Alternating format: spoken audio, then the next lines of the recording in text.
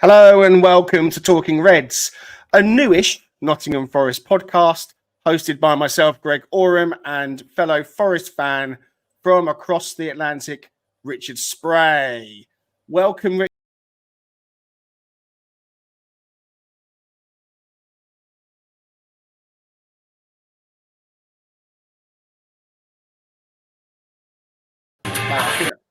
There we go. I couldn't resist. How you doing? I'm doing great, man. Thank you so much. Great to be with you guys.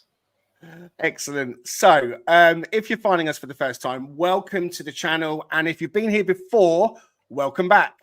Coming up later, we will be digesting the latest Forest news, take a look at representatives at the Euros, and we'll have another edition of the Lightning Round. Taking part in that and here as our guest for this episode, I am delighted to introduce someone who I've known personally for a good few years, a man who has followed Forest home and away for decades, the former landlord of several well-known pubs in West Bridgford, including the Test Match, the Apple Tree and the Lady Bay, and who is now the current gaffer at the Black Horse pub in Aylestone. Yes, that is in Leicester, folks. Welcome to Talking Reds, Alan Merryweather. Afternoon, lads. Are we okay? Yeah, good, thank you. Good. What a build-up. A build-up. Well, I've known you too long, mate. I can't just say, oh, here's Alan. You know, I've known you kind of thing. I mean, I think I first met you, I don't know, it's over 20 years ago, definitely. Easy. Anyone listening and watching, Alan is a good friend of my cousin, Mick Oram. So whenever I've hooked up with Mick in the past, was introduced to Alan. And over the years, stayed in touch and seen each other at various times through those years as well. Alan, we ask everybody coming on to start off by telling us a little bit about themselves.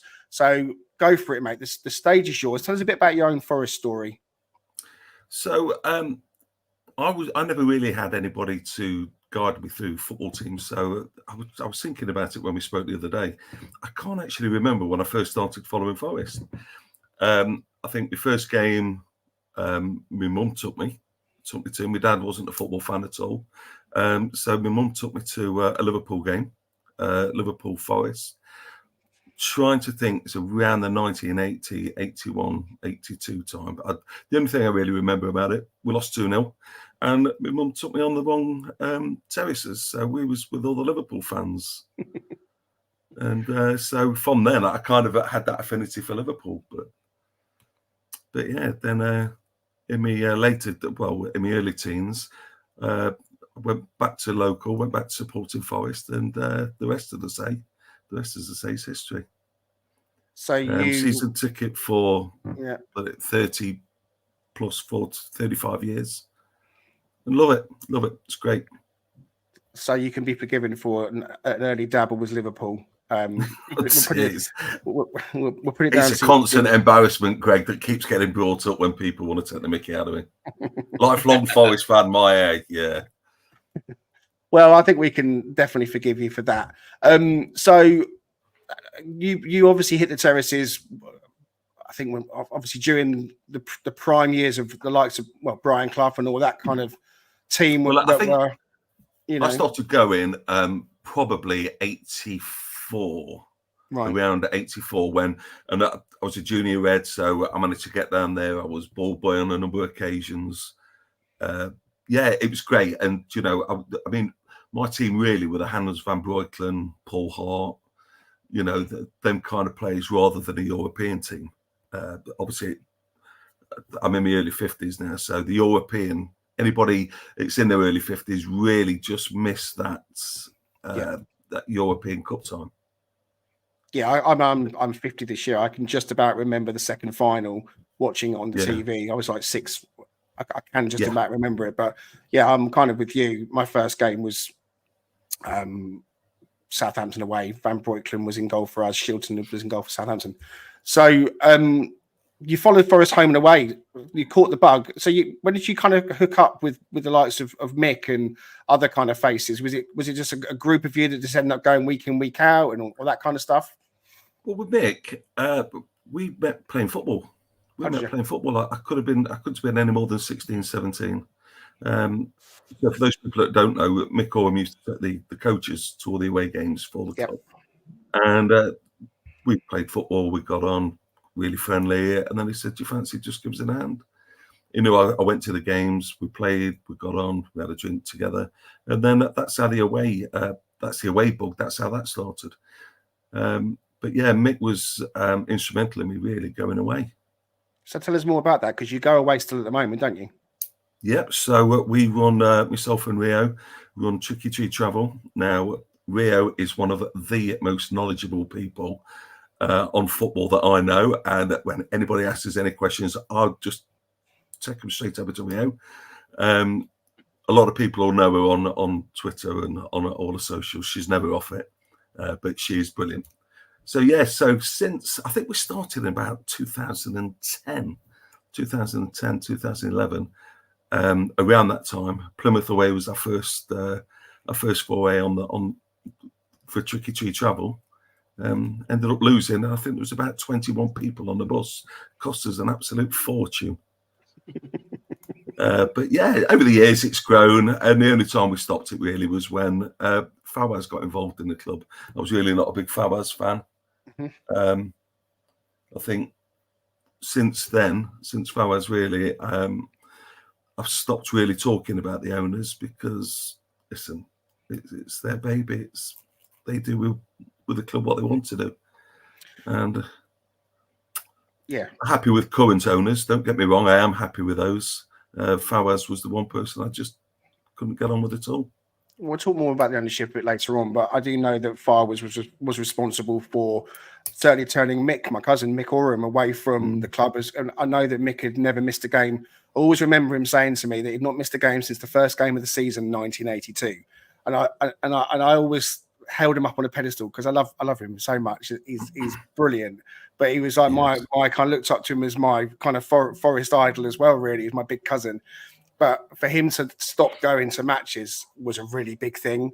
And it just, for me, really smacked home that, you know, Fawaz had really done not good things for our club. But we won't dwell on that. We're back in the Prem. We're back where we belong. And we're here to talk about the positive side of Forest as much as we possibly can.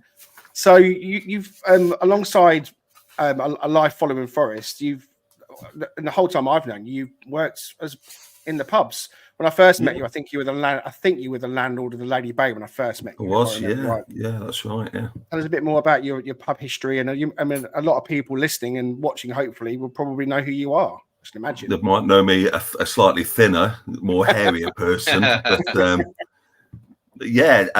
So I had the apple tree. Well, initially I started off when I came into pubs in Nottingham. I had pubs in Derby originally. Right. Then moved over to the Lady Bay. I had the Cadland at Chilwell for 2 years, but then my main pubs really were the Lady Bay and the Test Match. Oh, obviously the Apple Tree on Compton Acres. Yeah, Lady Bay were great times. Forest had a good team then. It was great just to walk to the ground. Superb locals. I still think it's the same today as it's always been a big hub for Forest. We got poached to go to the Test Match. The Test Match, I spent 13 delightful years there. And really, I think that's probably where most people on here would know me from. But the Test Match was great times. Drank far too much, had far too much of a good time. But the football was nothing but bloody rubbish. Yeah.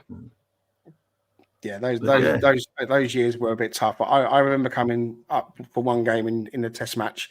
I remember I can't remember who it was. We had some good live music on that night, so you always seem to get some good acts in. And now you're over in Leicester. How did that all come about? Well, we came out of it. I wanted to work in, ironically, drug and alcohol rehabilitation.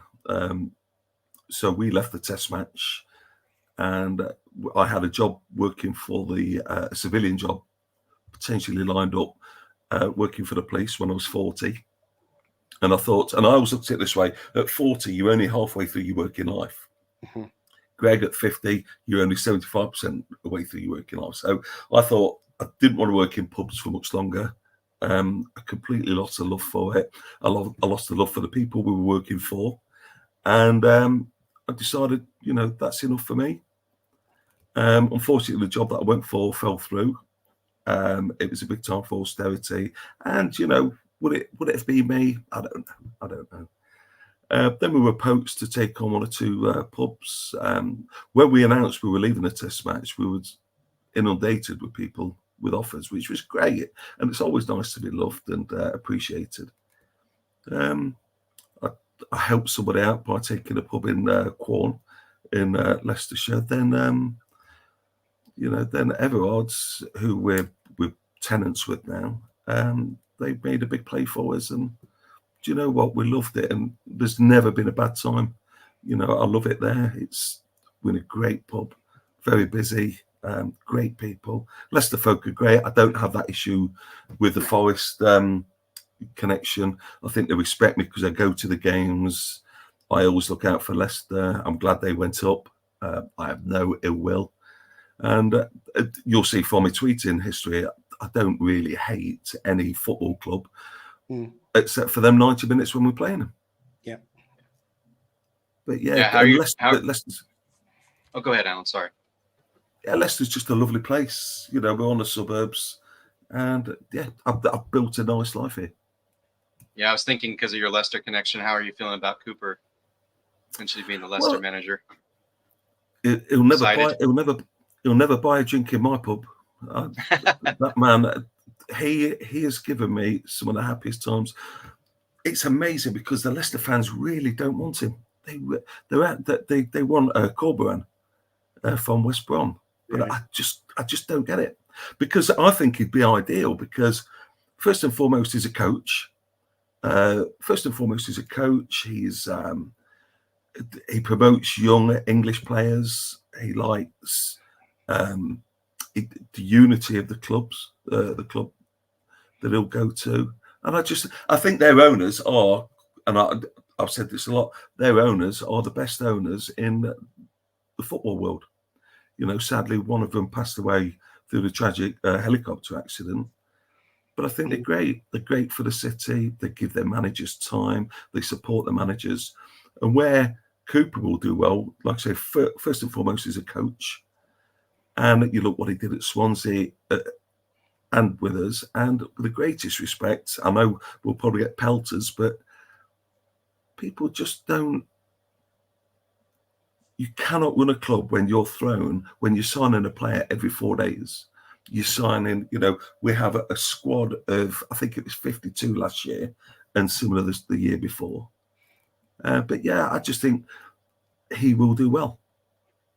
I've just popped up a tweet that you put out recently with regards to Steve Cooper. So anyone listening, it says, just seen Steve Cooper second favourite for the Brighton job.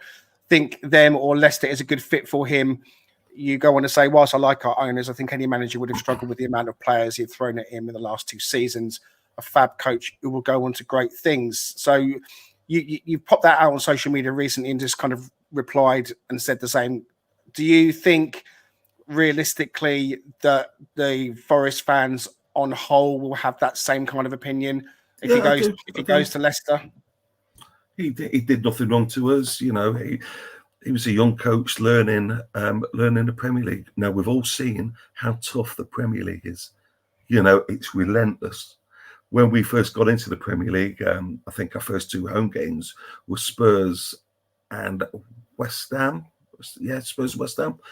And we looked like we belonged in the Premier League. Then after that, we started to crumble a little bit. But yeah, I think he's a great coach. I wish him nothing but well. I think the only team I wouldn't have accepted him going to is Derby. Yeah, I think most people would say the same thing. Everything you've said about Steve Cooper, I think Richard and I have spoken previously and would agree with. One of those players in that crazy first season that came into the club is a player that I think every single Forest fan is just completely in love with. And you said in a tweet a few weeks ago, end of May, in all my years watching Nottingham Forest, Morgan Gibbs-White is in the top 3 ever players. Never shirks a challenge, never hides, rarely injured, always creative, 100% committed every game. You go on to say, I pray he doesn't leave in the summer. You'd rather lose Murillo. This is the player we should build a team around. Yeah, absolutely. You said it there, absolutely. but I mean, tell us more on your thoughts on Morgan Gibbs-White, Alan. Well, I think one of the things there, he's never injured. You know, he's rarely injured, and when he does carry a knock, he genuinely plays or he wants to play. I think the only problem with Morgan Gibbs-White, we're just a little bit too one-dimensional with him in our team. I take him off set pieces, but I love what he brings to us, and every time he gets the ball, he just looks so assured. He looks like something's going to happen. He's not a Mardy player. He gets his head down. He works. It's very rare for me to say. You'll see later in my top, my favorite, my favorite 11. There's not many modern players that will get into that. But Morgan Gibbs-White, I think, is a credit to our club. And sadly, with PSR, are we going to lose him? I've no idea. I just hope we can keep him. And if he does go, I hope the fans appreciate what he's done for us, because he's been brilliant. Absolutely. We'll talk more about incomings and outgoings a bit later on. Richard, did you want to come in there? No, I was just saying, I mean, I think I share the same mindset. I mean, you think I put out a tweet a while ago that said, when I bought my first Forest kit in 33 years, right? I chose him to put on my back, because no matter where he goes, no matter what he does, I will always be willing to promote him as a player, because I think he represents what we want in our club. And he's the closest thing I can think of. And Greg, we've talked about this, the closest thing I can think of in terms of the intensity, the commitment, and the talent to Stuart Pearce. So the different positions play a different role in that way. But for guys who should captain the club, who represent the team the right way, and our coach on the pitch, that's the kind of guy you want. So I completely am aligned with Alan there. I hope we never lose him. I agree. Steve Cooper, unfortunately, didn't finish the season with us. He was replaced by Nuno Espirito Santo. So around the same time as the Morgan Gibbs-White comment, another tweet you popped out on social media was you saying something along the lines of, as with Nuno, if we keep him for a full season, I'll be right behind him. But if the owners have doubts, get rid now. No point letting one manager start a project for another to change early mid-season. So we've finished the season with Nuno.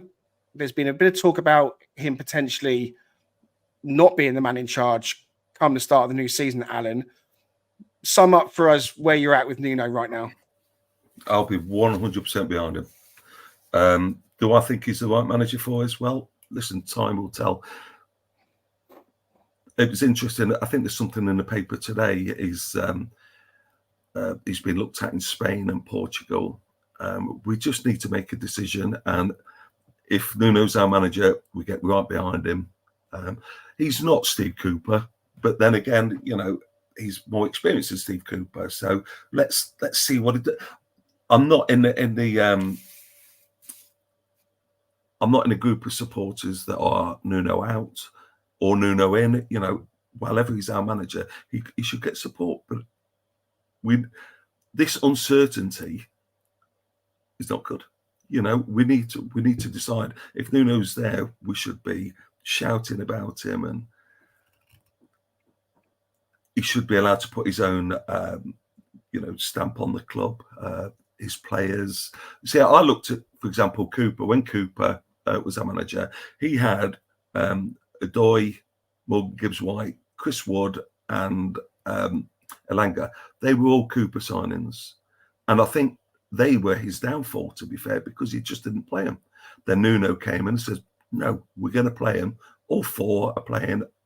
And then, look what happened. And great, well done, Nuno. Crack on with it. If he can add to those four and put his own stamp on it, and hopefully we'll get the Wolves Nuno rather than the Spurs Nuno.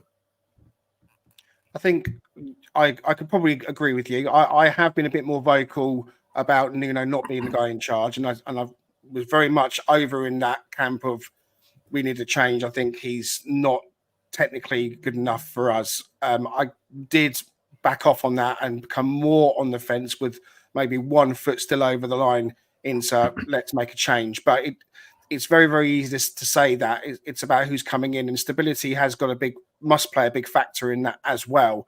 The Tom Colomos piece you referred to in the Daily Mail talks about Marco Silva again. Now, whether that's lazy journalism, because that story has done the rounds time and time again, I don't know. It could be that he knows something we don't know. It could well be that those talks between the ownership and Nuno have come to a place that looks more likely he's going to go. And if there is real interest in him from Spain or wherever, then maybe we'll see a change. But I'm with you. There's got to happen as soon as possible. There's no point in that happening further down the line. It's got to happen sooner rather than later. We'll keep an eye on that one, as of course everyone else will as well.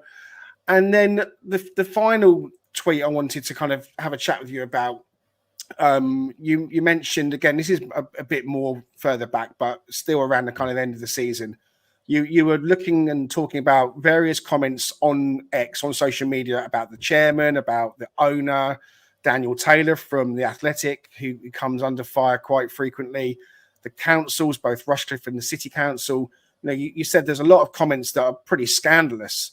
And like it or not, Forest is a business. The owner wants to maximise potential profit.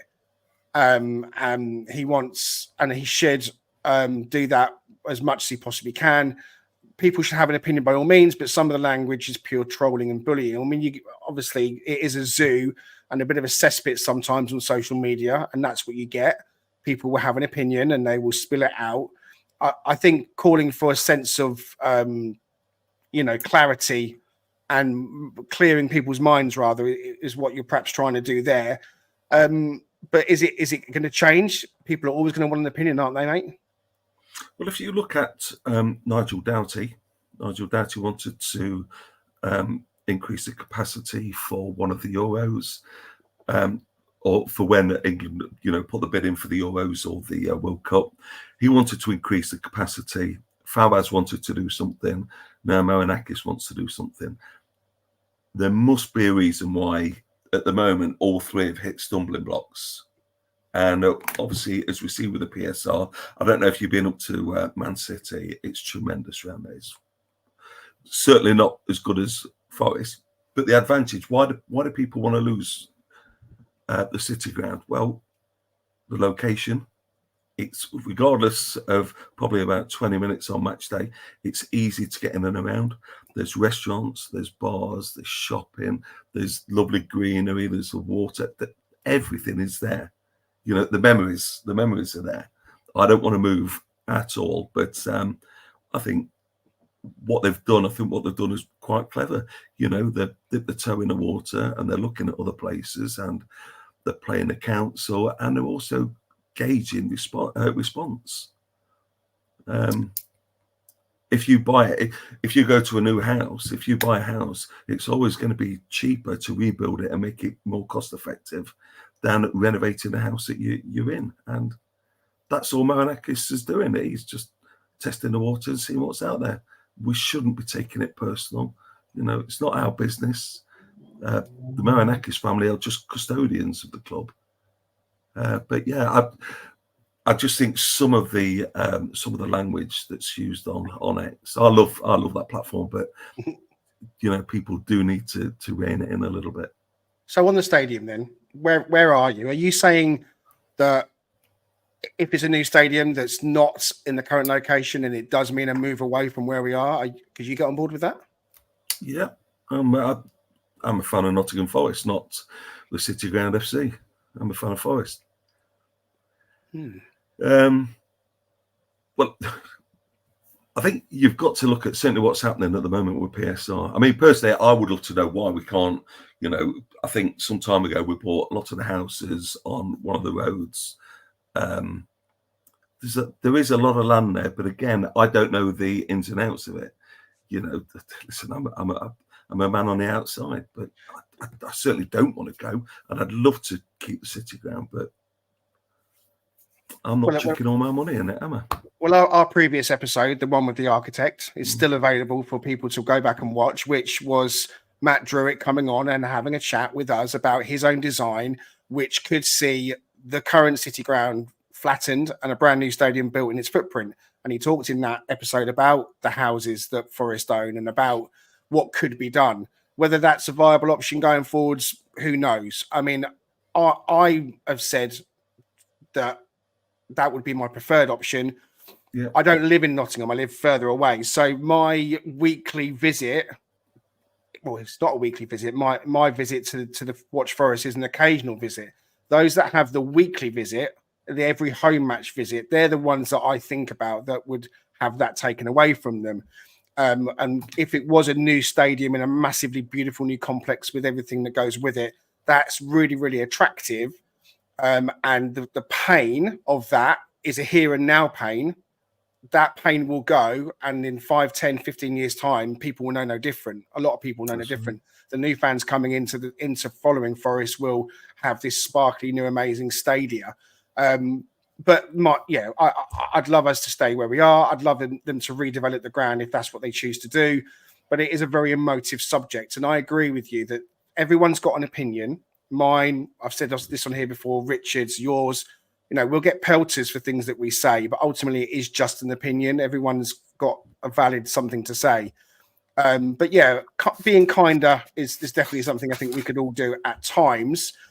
We wanted to move on to have a quick chat about who we might sell, who we might bring in. You touched on Morgan Gibbs-White being a potential source of income. Richard, thinking about our incomings and outgoings, are we more likely to sell Murillo, do you think, mate? Yeah, I think that's at the top of the list, right? Just because I think the variance between what we paid for him and what we're going to get for him, clearly, just economically, that pushes us down that path, right? And I think to Alan's point, I think as much as we revere the individual and the player that Murillo is, and we know what kind of ceiling he has, so it's hard to just ship someone like that off, considering what he could be in a year or two. The reality of the economics just doesn't make it feasible for us. And we've just got to find a way to keep the core, and not that he's not at all a part of what we saw as the core last year, because he played every match pretty much, right? Once he started.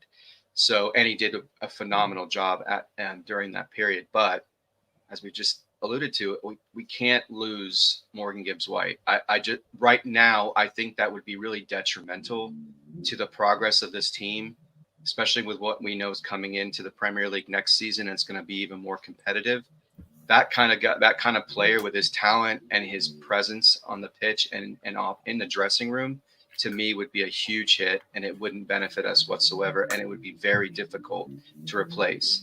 Maybe there's talent out there that's similar and around the same age, but I mean, he's 24 years old. He's got a lot of football ahead of him.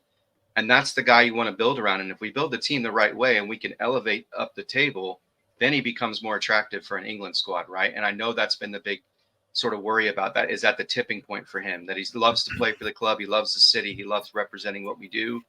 He likes our manager, but it's just his own aspirations to represent his country might make it to where, or if the price is astronomical. I mean, if someone's thrown out there 60, 70 million at us, it's going to be difficult not to seriously look at that, because we've got to be that Brighton, as you said, Greg. We've got to have that ability to recruit well and turn over players. While we hate seeing them leave, the reality is that's just how you continue to build a team and be sustainable in the Premier League. So, yeah, I just can't see Morgan being the guy anywhere near the top of the list unless something outrageous comes in. But Murillo, we've talked about this. There's lots of worries about, are we going to get lowballed? Are we going to be in a tight position leading up to June 30th to avoid any type of points deduction? But hopefully we're going to see in excess of 50, 60 million pounds offers from someone, or at least get something going as far as a bidding war, because I know he's been linked to even other clubs in Europe, not even just Premier League teams. So, yeah, I think for me, it's got to be Murillo, the one that goes, because I think that's where the most profit is going to be made. Bearing in mind how much we bought him for and how much we bought Morgan for, so it's easy to replace the centre back apparently, and certainly it definitely is easy to replace him rather than Morgan Gibbs-White. But I think it also comes down to as well our style of play. So we were talking before, and here's an interesting stat that I pulled off of Twitter. The account at FTBLNL put out a tweet recently or last few days that listed Forest in the top 10 counter-attacking sides in Europe for the previous season.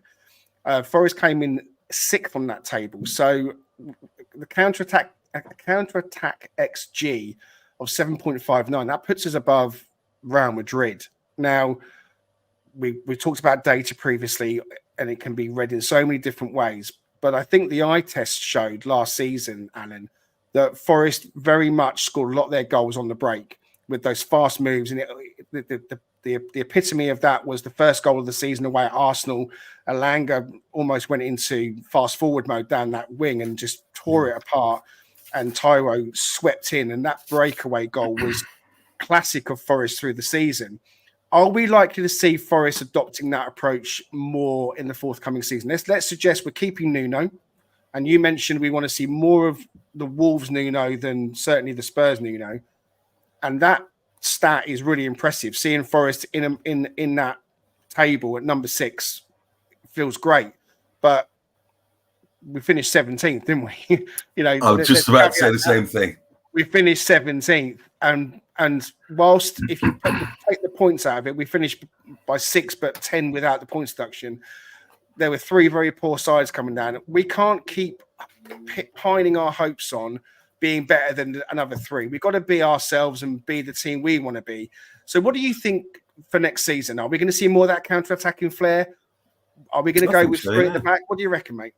Yeah, I think so. I think Nuno's found a style that works for him with the players that he's got. And I think you look at whether put Wood there or Awoniyi or anybody. I just think you look at the speed of either wing and the brains of Morgan Gibbs-White.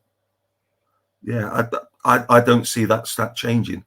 I really don't. The only problem with that is we allow a little bit too much pressure on us for the counter attack, and I think that's where we're looking at who's our centre half's going to be, who's our back line going to be, because that's been our weak part of the season. Our goalkeepers and the back line.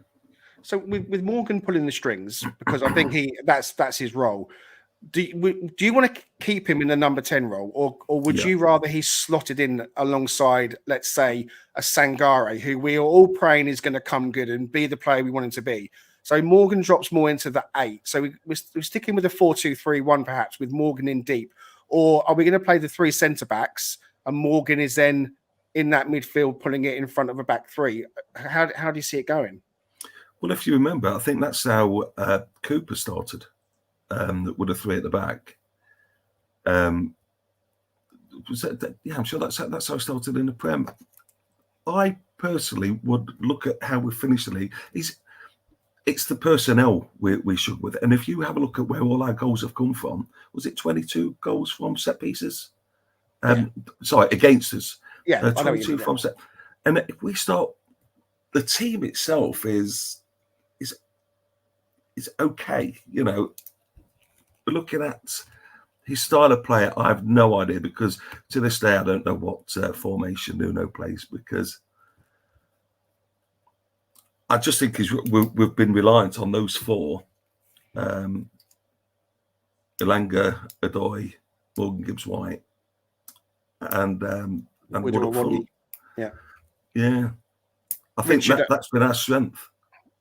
Yeah, looking at that stat, Richard, and bearing in mind the amount of goals we conceded from set pieces and all the decisions against us, would it be fair to say that we're perhaps closer to where we want to be than we realise?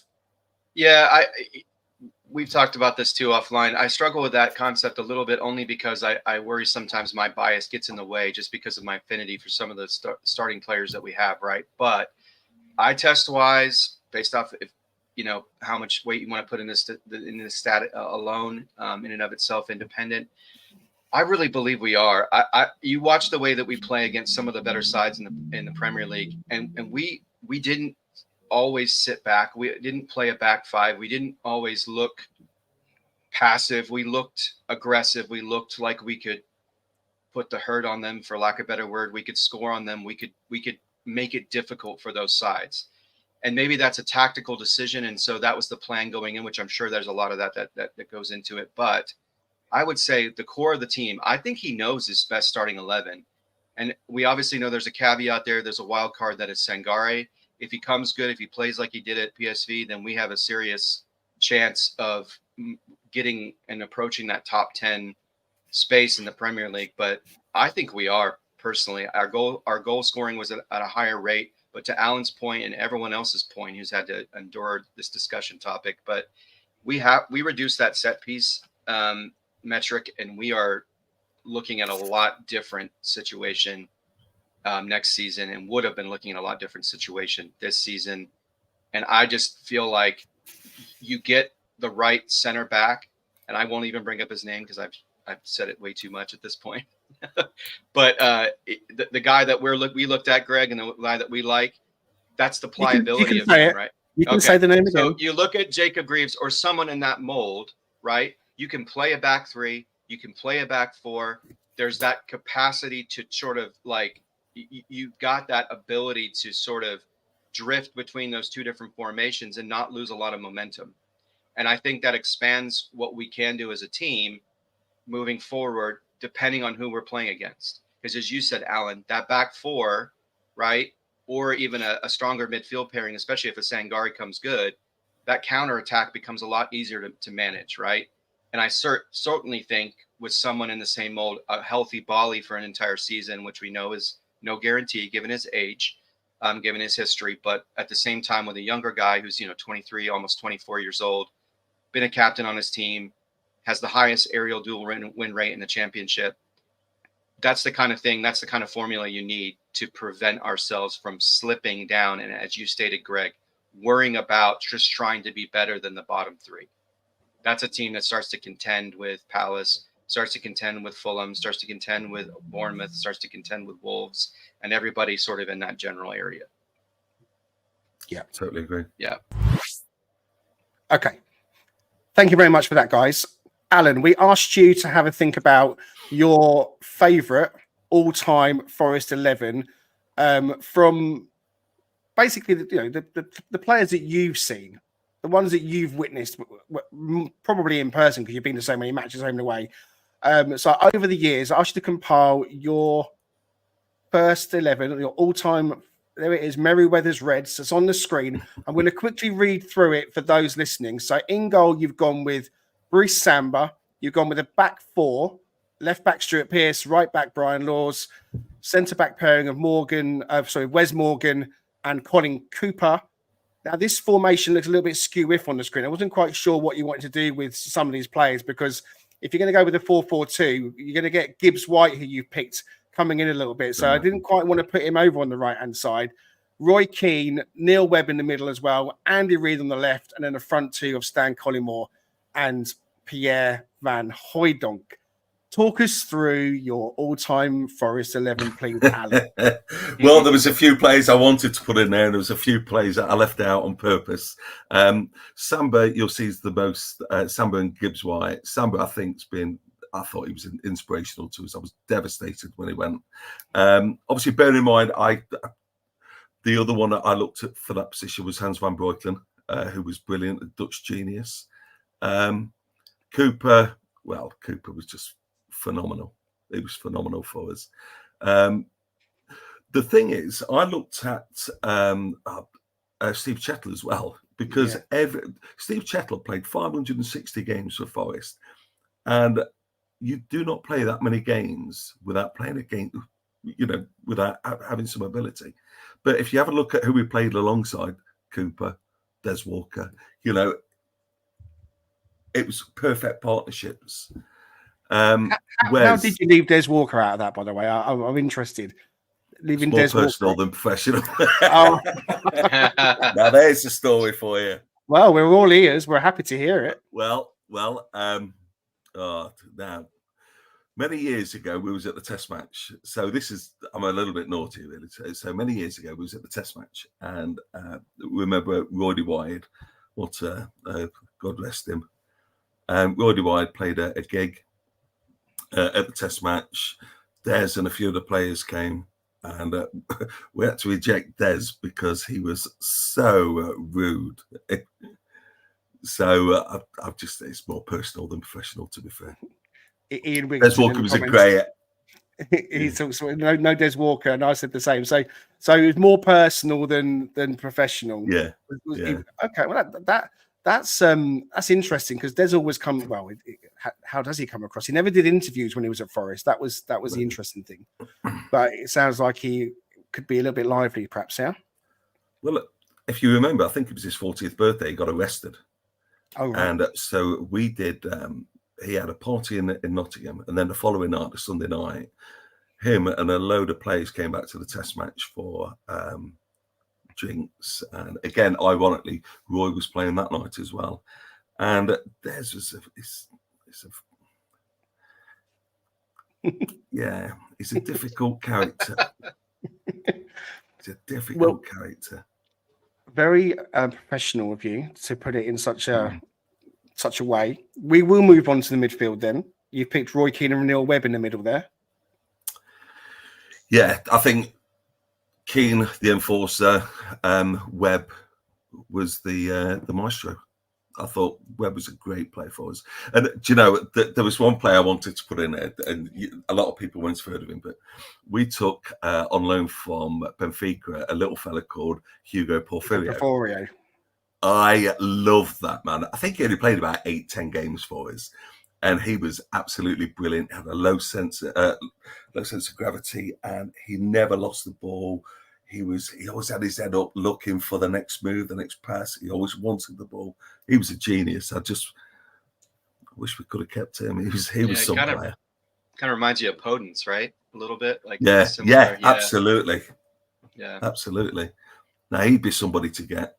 Yeah, I agree. Go on. Yeah. Reedy, I loved Reedy. Reedy on that left. You could have had Wone there, but I'm sorry, Reedy was.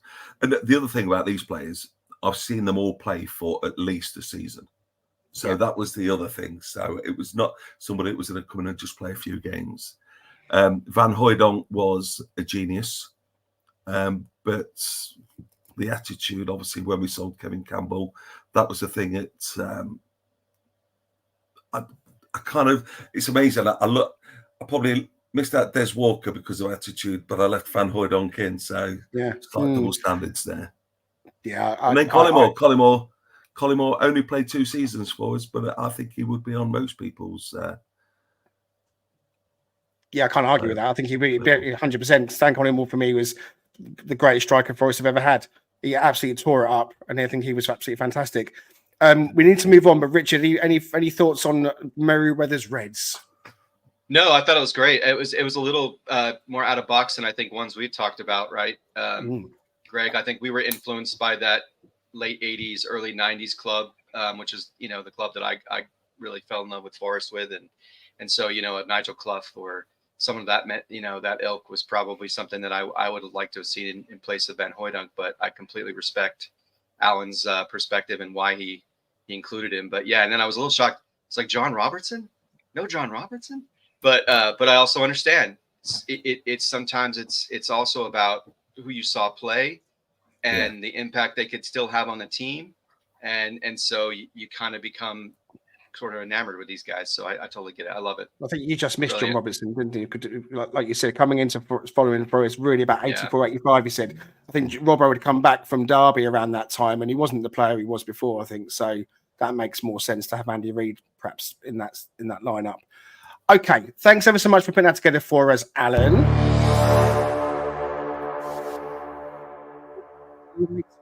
For this episode to have a sponsor. So if you are watching, here comes the ad. If you're listening, you're going to get a bit of music.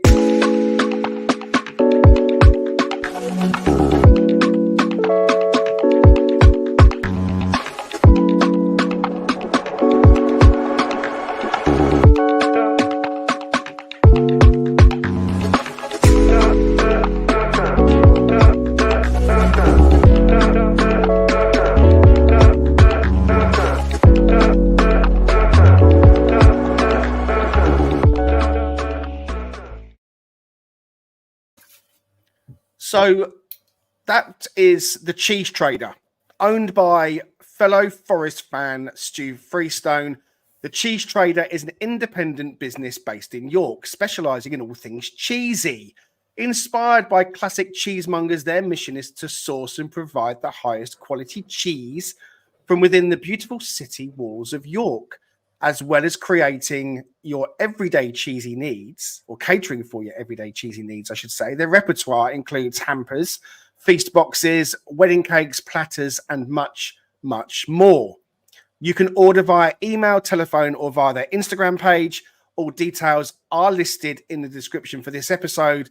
When you make your order, make sure you quote Talking Reds to receive a special 10% discount. And that is not just a one-time discount offer.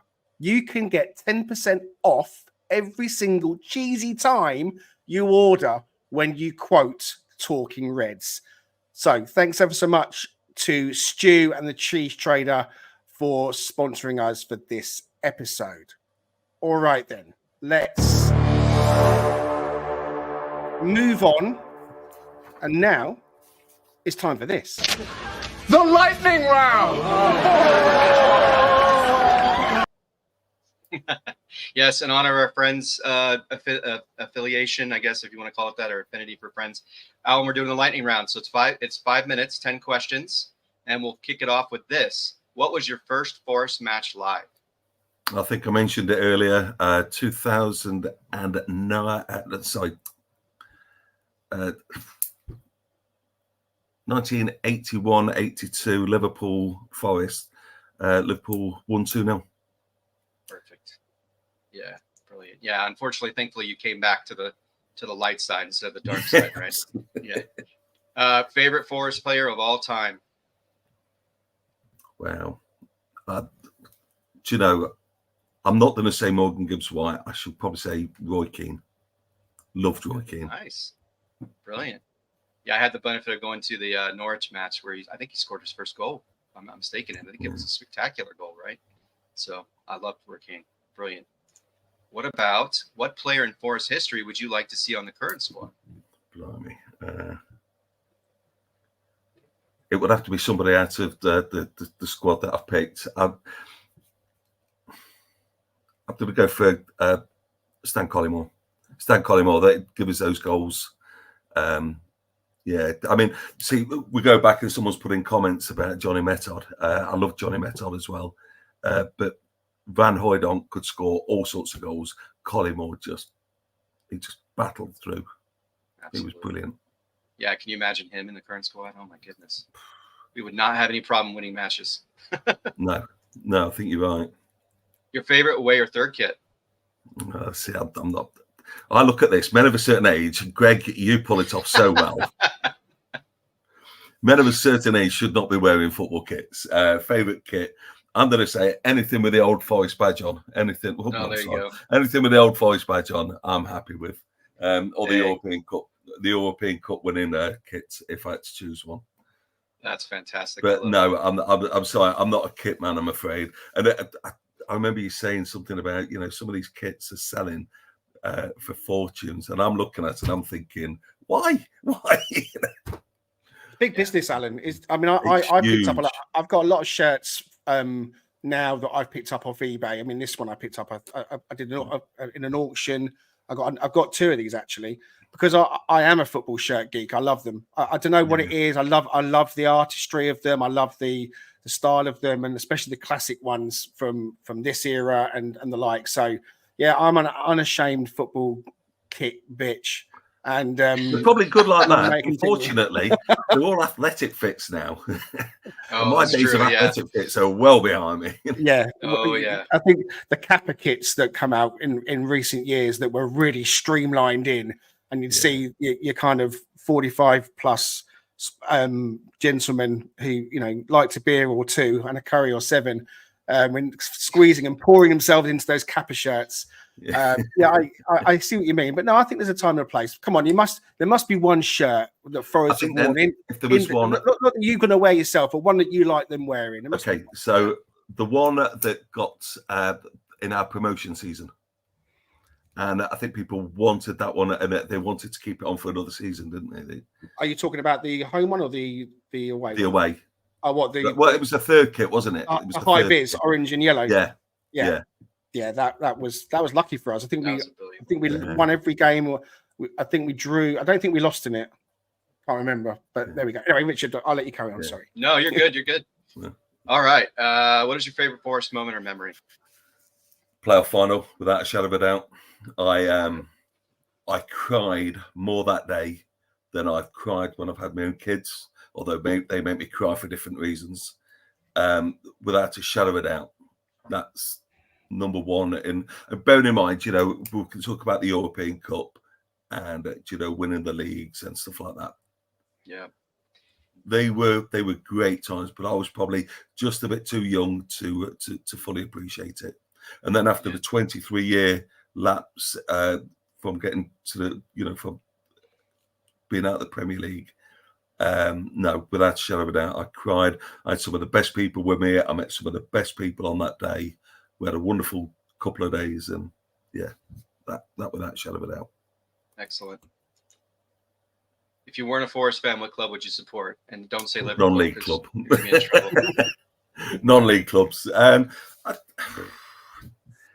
I think it would probably be Notts County. I think just as a Nottingham fan for supporting a local team from. I always think it's difficult if you are. We're easy. We're in the Midlands. Forest, Notts County, Leicester, Derby. We're all in the Midlands. If you support a team like Plymouth, or Brighton, and you follow that team home and away, every game's like going on. Every away game's like going on holiday. You're travelling forever. So, yeah, definitely Notts County. Brilliant. You're required to spend one day with a fan. I think I know you're going to answer this question, but we'll ask it anyway. From a team you despise/dislike, what team would that be? Because I know you said you don't really despise or dislike anyone. But yeah,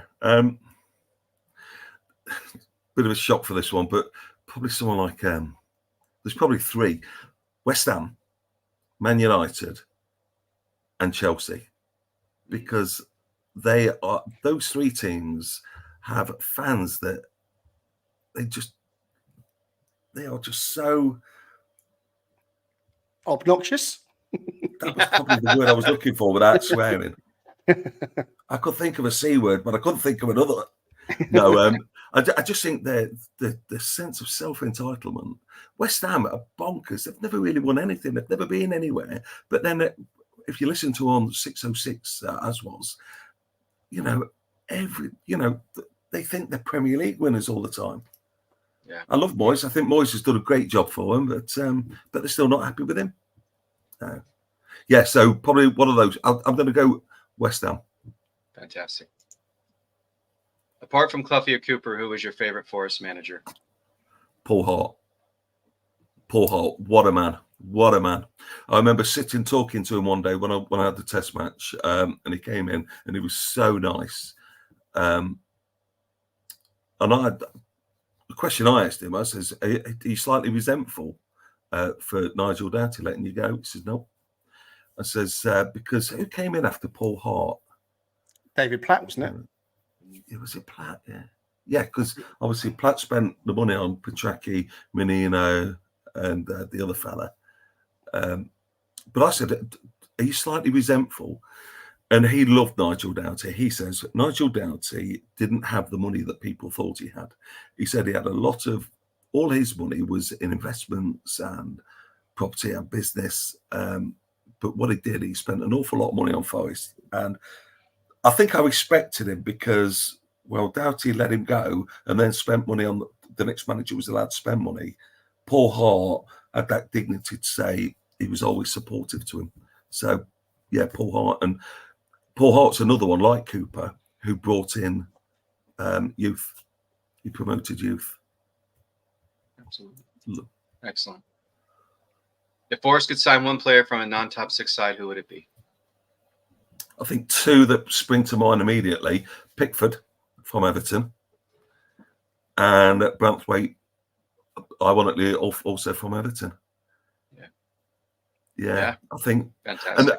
for different reasons, really. I think Pickford's a confident goalkeeper that gets the crowd on side, and we all know what a crowd can do. I mean, we've not really seen it this year or this season, but if you've got somebody like when we had Dean Henderson, Brice Samba, they were the ones that would rally the crowd up, and I think Pickford's in that vein, and Braithwaite purely because of he's young, he's a prospect. Yep. Makes sense. Thank you. What is the one thing you could give up for a year that you see as essential to see Forest win the Premier League? So we're saying something like you can't look at your phone for 12 months. Maybe that doesn't bother you. For Greg, you can't wear a football shirt for 12 months. For Richard, he can't, have a crunchy bar for 12 months, whatever that looks like. So something like that. If I could see that, I would happily give up drink for a year. Yeah. And I love a beer.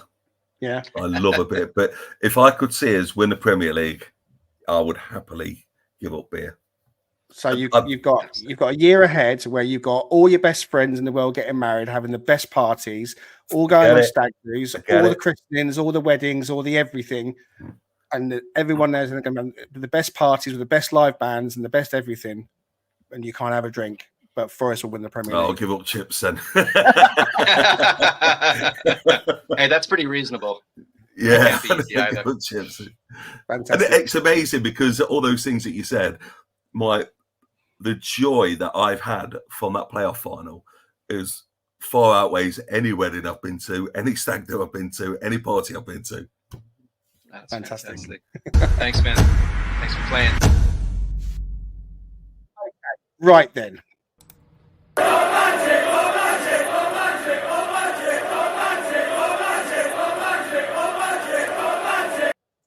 Forest are magic, and the latest news coming out on social media and all different types of places. We're going to talk about now the goalkeeper situation. So we're not in the know. We never pretend that we're in the know. So we are regurgitating things that we've read online and from different sources, and where possible, we'll always credit people we've got it from. The Brazilian media outlet Gazeta Esportiva are saying and have been saying that Corinthians' Carlos Miguel, goalkeeper, he's been linked with Nottingham Forest. Nathan Joyce, who is a Forest fan, and he's the in-the-know Brazil-based journalist who reports on X and other platforms as well. He had these initial thoughts. He said the positives: he's largely a good shot stopper with instinctive reactionary skills. He's 6'8", so in play crosses aren't normally an issue. He can use both feet comfortably, which is a huge plus. Also an excellent distributor out of his hands, both throwing and kicking when looking to break quickly. The negatives: he tends to punch attacking free kicks, corners, especially in crowded areas. Well, that would suit us because this year we just let them in. Although good with both feet, he's made a few poor decisions when passing this last season, often when under little pressure. So we noticed and we saw Turner was very poor with his feet. He got found out time and time again and put that pressure on the rest of the team, and it made the whole crowd nervous, the whole stadium. Even people watching in their millions on television were nervous with Turner in goal after seeing those areas. So when Matt Sells came in, Alan, I, for one, thought he did a fantastic job of just solving that problem immediately. I'm not saying he's the most amazing goalkeeper that's ever walked the earth, but he's going to be the Belgium #1 this summer. I know that people will say Courtois is better. He's been left out because he's going to fall out with the boss of Belgium, and that's probably true. But Sells is going to be the #1 goalkeeper for Belgium this summer. He made some outstanding saves. For me, the best save was the one at home against Fulham when we were 3-1 up and Fulham were pressing for that second. And you know, if they'd scored a second, they'd have got a third. And he pulled that save off that was magnificent. And then the Sheffield United game away. So Richard and I have both said that for us, the goalkeeper position is sorted. But we're going to see Turner go. We're going to see Odysseus go by the looks of things. So we do need to bring in another player. Another goalkeeper that was mentioned was Daniel Peretz from Bayern Munich. He's an Israeli international. He's made quite a few appearances in the past for Maccabi Tel Aviv. He was 6'3", around a €3 million mark. So he would have been another player they were looking at. But it seems like it is more or less done and dusted for Carlos Miguel coming in. I would say as well to anyone watching and listening that WT Analysis at WT_analysis have put out a really good tweet this morning with some footage showing Carlos Miguel in action. So I encourage you to go and find that on Twitter. WT Analysis, we've asked Will to come on, but at the moment he's too busy to do podcasts. But we will feature some more of his analysis in other episodes as well. It's a really good source for the Midlands teams, not just Forest as well. So go and check out WT Analysis if you can. But the goalkeeper situation, Alan, we think it's sorted. Joyce is saying Miguel, if he's coming, is not coming to sit on the bench. So how do you see that playing out in the new season? We've got Sells and Carlos Miguel as the two goalkeepers. I'm still not convinced with Sells. I think he's been brilliant, but you look at what it followed. You know, so you've got to look at the Greek lad and then at Turner. None of them were convincing. So whoever we came in, I listened to a podcast the other day where it was talking about stats, and it looked like Sells wasn't as. The stats on Sells wasn't as favourable as we all think it was. I would keep Sells and it wouldn't bother me, but I think if we can get better, go for it. Yeah, the stats you're talking about, I don't have them to hand, but they list Matt Sells as being further down the sort of the list in terms of the top goalkeepers in the Premier League when it comes to saving expected shots and so on. But then we always talk about the eye test, Richard, as well, and absolutely. Goalkeeping department having been solved, and let's face it, it had to be solved quickly. I mean, let's again be honest. They were looking at 6 or 7 goalkeepers in the January window. Other players were mentioned, Jack Butland and Sam Johnston, too, that spring to mind. So it was Matt Sells that was brought in to solve a problem. Are we being naive, thinking, well, that's the problem solved then? I mean, Marinakis is always talking about this elite mentality that he has, that is always better and is always looking to improve. And are we guilty of maybe just settling for what we think is good enough? And so we think Sells has done a good job. He's come in. Are we being too loyal to him and saying, yeah, it's done, it's dusted? Should we be looking at all times to improve no matter what? Definitely. I would say yes, but at the same time, part of the challenge you're running into is we have deficiencies in other areas, and we're going to have a huge deficiency with Murillo if and when Murillo leaves. So we can't, with our finances being what they are, I think that puts us in a position where I wouldn't say it's settling, because I think invariably, while the stats don't necessarily show a lot for Sells in terms of being favorable, the reality is he stabilized it. He brought confidence. He reduced the stress. I think certainly the mental howlers that we got from a Turner, right? Because Turner has some shot stopping ability, right? But he also has the propensity to make some egregious mistakes that cost our team. I don't think Sells does that. And I mean, he was up for save of the season. I mean, that's one moment. I get it. But the reality is we just don't have the money. If you want elite goalkeeping, you're going to have to pay elite fees. And that means like a Keller, even while young and doesn't have a lot of starts, he is an Ireland international, and he's an up-and-coming ascending player who's going to demand money to get him away from Liverpool. So that's not a position. Maybe what we're saying is, okay, let's bring in a guy who's 25 years old. Let's bring in a guy who's obviously got a ridiculous wingspan and so forth, but hasn't started a lot of games. But could you potentially catch lightning in a bottle like you did with Murillo? That would be fantastic. If nothing else, it creates competition, and that will hopefully elevate Sells' games as well. So that, I think that's really the purpose here. I think if we were in a better financial position and we weren't seeking after a striker, or we weren't looking for a center back, we weren't potentially having to replace key positions on the pitch, and certainly gain depth, which is what we need as well, right back and left back and so forth, it wouldn't be as much of a concern, and we might be able to go after one of those more high-priced players, someone who's probably going to sustain us for 5 years plus. But that's just not where we're at. So I think where we are is fine with me. I'm not worried about it as much. I'm hoping we can just settle the set piece issue beyond just a keeper, but also with the kind of defensive players that we put on that back line. So Nathan Joyce seems to be a big fan of Carlos Miguel. Yeah. Other clubs in for him as well include West Ham and some on the continent. But Miguel, teammate previously with Murillo at Corinthians, good friends from all accounts, and that apparently I'm reading this morning is the tipping point. Is the thing that's got it over the line as far as the player himself is concerned. So Agent Murillo, it seems, has done his trick, and if he's going to be leaving us, he's helping us bring in a quality goalkeeper. 6'8", Pantilimon was 6'8", and there were question marks about how he got down to shots. I don't know anything about this guy. I'm not going to sit here and say it's a good signing or not, but the release fee is around the 3 or 4 million euro mark, which I believe Forest were again surprised it was so low. So they're going to swoop in for a goalkeeper who's going to come in and challenge for the number 1 spot.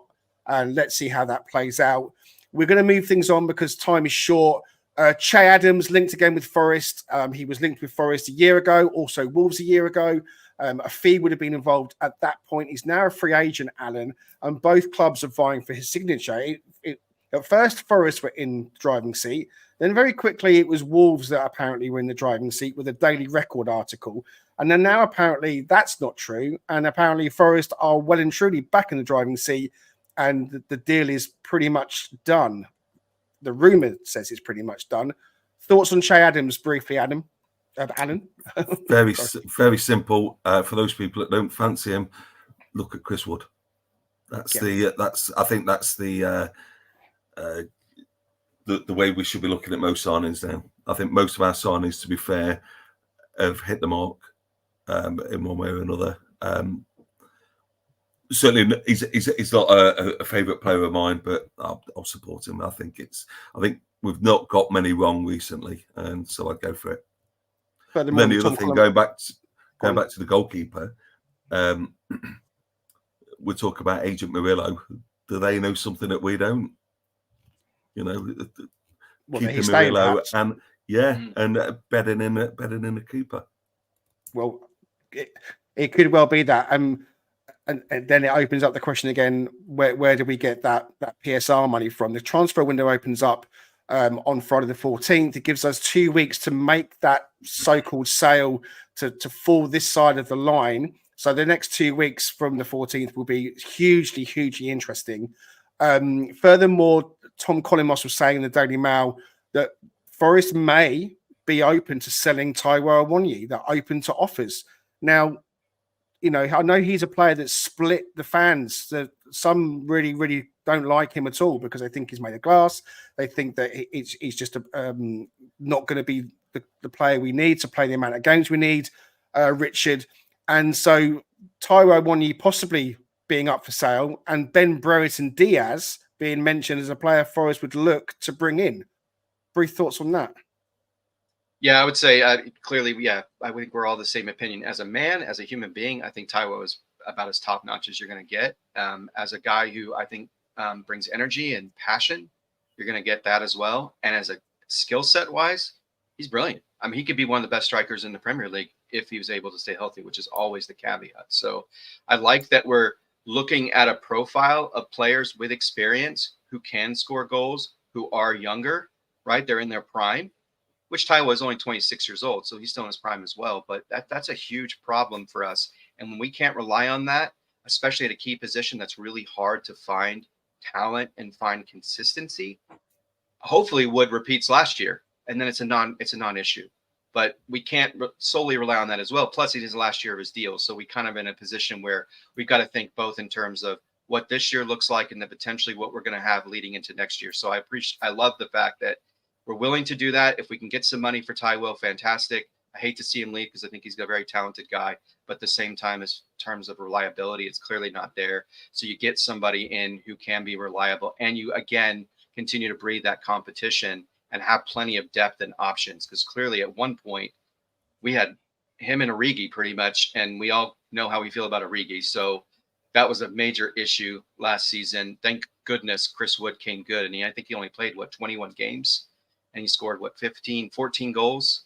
So hopefully that repeats, and it's not an issue. But yeah, I agree with all of that.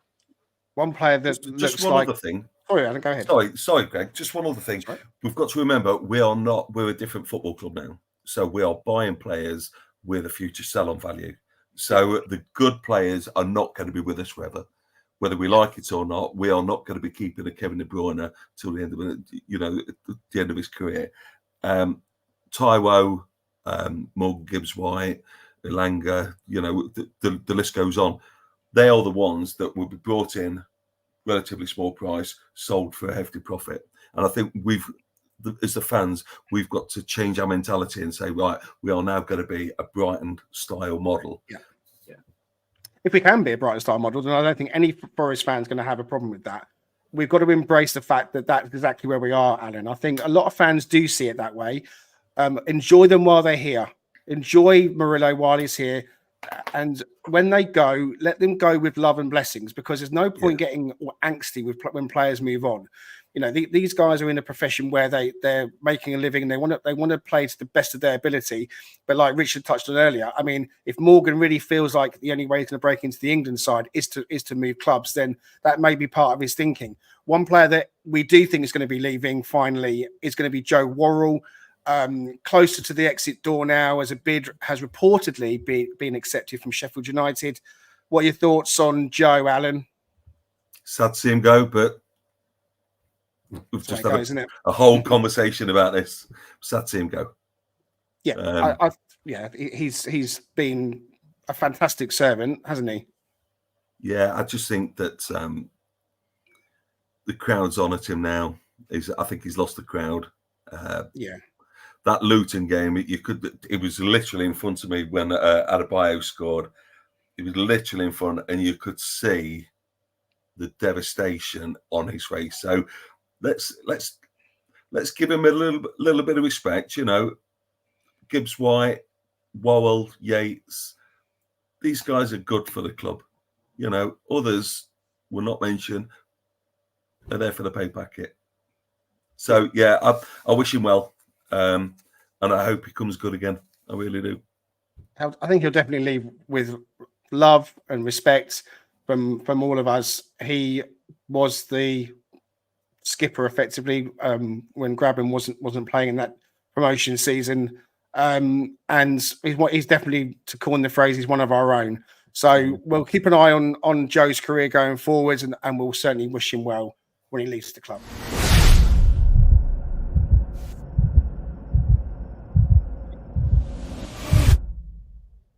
As soon as we can, but I wanted to touch on our NFR this week, not Forest related, although it will be a little bit, because we're going to talk briefly about the Euros.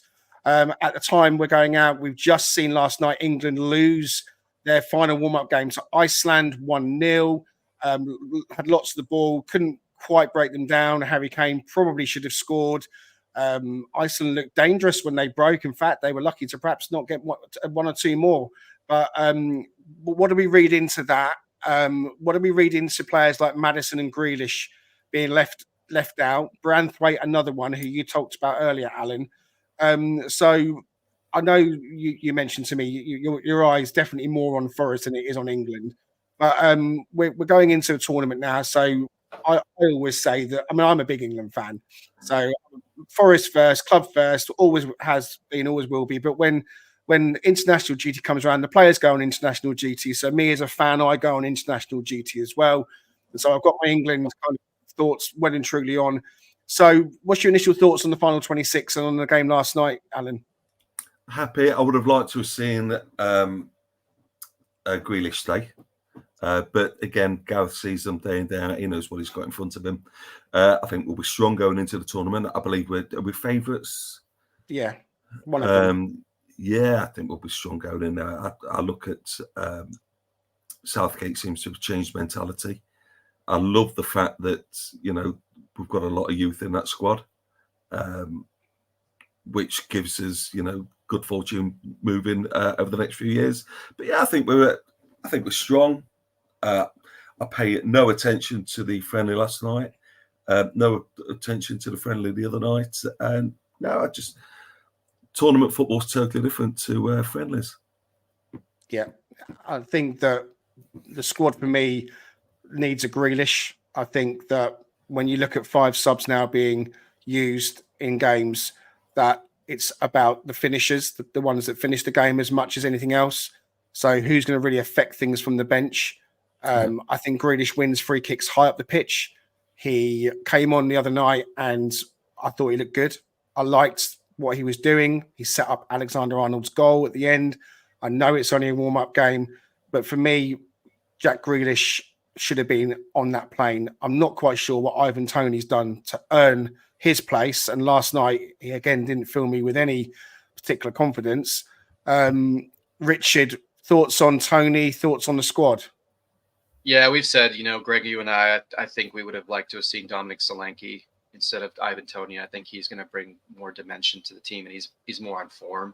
So that's a disappointment. I probably let my personal feelings about Ivan Toney probably cloud my desire to see him on the team. Speaking of personal feelings, like you said with Des Walker, I think Solanke is just a better footballer right now. And then that's disappointing. Branthwaite, I thought, was a real surprise because I don't think we have a ton of depth in that area, and Maguire's not on the squad either, right? So what happens if, a Gay or someone like that goes down? Do we have viable alternatives? I mean, I think that's a bit of a worry. And plus he's really young. So you now are fitting that mold of building for the future, especially the upcoming World Cup, which of course he could still make that squad. But yeah, I'm excited. I think we're going to do well. I think we'll turn the corner and we'll lock back in. Yesterday, we don't get prisoner in the moment, like Alan was saying, or you were saying, Greg, but and just a reminder for our listeners and those watching, Richard might sound American, but you were born here. You are as English as they come. So when you say we, it is very much a we when it comes to England. Yeah. Don't pay attention whatsoever to the U.S. men's national team or anything football related. I mean, I do, but not with any avid love. So let's have, before we finish, let's have your tournament predictions. Who's going to win the tournament, Alan? England. Richard? I want to say England, but if I have to pick a dark horse, I guess they're not really a dark horse because they're the 3rd ranked team in the world. I'm going to say Belgium. Yeah. Well, I was going to ask you for your dark horse as well. So you've gone with England or Belgium as dark horse. Dark horse for you, Alan? Yeah, I was talking yesterday with someone, obviously with the manager and the players at his disposal, Belgium. But I think the only other team really you can't discount is a fairly weak team going into this tournament is Germany. Yeah. Well, yeah, I was going to say Germany. I think they're my dark horses. They're the host nation. And if you write the Germans off, then that's a dangerous thing to do. I don't think England are going to win it. I want them to win it. I'm a big England fan. I don't think they've got the depth in the squad or the experience in the depth in the squad that they really probably should have.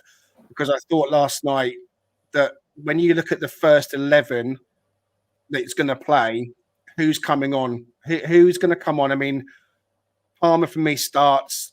For me personally, and Orlando, my son and I were doing our England team for the first game on Sunday.